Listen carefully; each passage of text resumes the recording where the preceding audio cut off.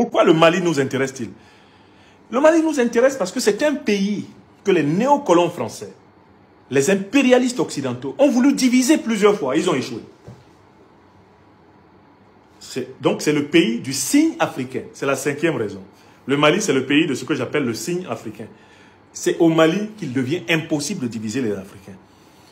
Ils ont réussi à diviser beaucoup de pays en Afrique. Regardez le cas du Soudan. Regardez ce qu'ils sont en train de faire en République démocratique du Congo, où ils veulent carrément détacher le Sud et le Nord Kivu. Soit pour le donner au Rwanda, soit pour le donner à des renégats qui vont voler, piller les matières premières pour les multinationales occidentales. Le projet de création du soi-disant État de l'Azawad, qui a été pensé depuis la néocolonie et la colonie française, pour empêcher le peuple malien de jouir des richesses faramineuses de la partie nord de son territoire. Ce projet échoue de génération en génération. Même les chefs d'État maliens les plus nuls ont dit non à ce projet. Écrivez. Le pays qui résiste à la stratégie divisive du néocolonialisme français et de l'impérialisme occidental. C'est le pays qui a dit non. Vous n'allez pas nous couper en deux, ni en trois, ni en rien.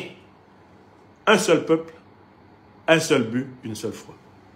Donc, les Africains, les pays africains qui sont l'objet de stratégies divisives, instrumentalisées par le néocolonialisme et l'impérialisme étranger, ces pays peuvent, en étudiant la résilience malienne contre les stratégies divisives, renforcer leur puissance. Vous êtes d'accord avec moi? Vous avez la 5e raison? Ok, 5e raison, Tilana, écrivez ça. Le pays qui a contrecarré toutes les stratégies divisives du néocolonialisme et de l'impérialisme. Ils n'ont pas réussi à créer un Mali du Nord, soi-disant Nord-Mali, Sud-Mali. Impossible. Ils ont essayé ça même quand l'État malien était pratiquement effondré. Il y a toujours eu quelque chose dans ce peuple qui a réussi à dire non. Et ceux qui ont réussi à dire non sont des Maliens de toutes les parties du Mali. Le non, là, ce n'est pas un non du Sud qui serait opposable à un oui ou à un pseudo-oui du Nord. Non. Il y a des Maliens de toutes origines, de toute extraction ethnique, religieuse, régionale, qui se sont coalisés pour dire impossible. On ne divise pas le Mali.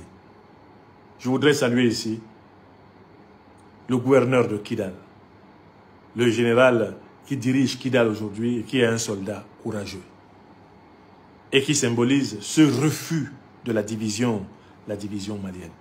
Bon. J'étais à la 5e raison. Je viens à l'avant-dernière raison pour laquelle ce pays est géopolitique et géostratégique.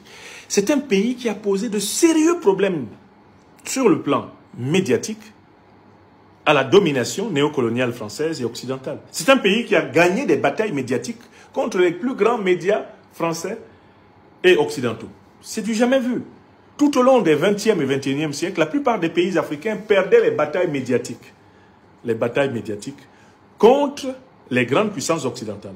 Dès qu'on avait commencé à allumer un régime africain sur RFI, France 24, TV5, Paris Match, Jeune Afrique, Le Monde, Le Parisien, on était tombé sur un régime à bras raccourcis sur BBC, CNN, La Voix de l'Amérique, la Deutsche Welle. Dès qu'on avait commencé à massacrer un régime sur les grands médias occidentaux, ce régime tombait en Afrique. Le Mali est le premier à avoir montré qu'ils peuvent dire tout ce qu'ils veulent. Le mental de notre peuple est contrôlé par ceux que notre peuple reconnaît comme l'aimant véritablement.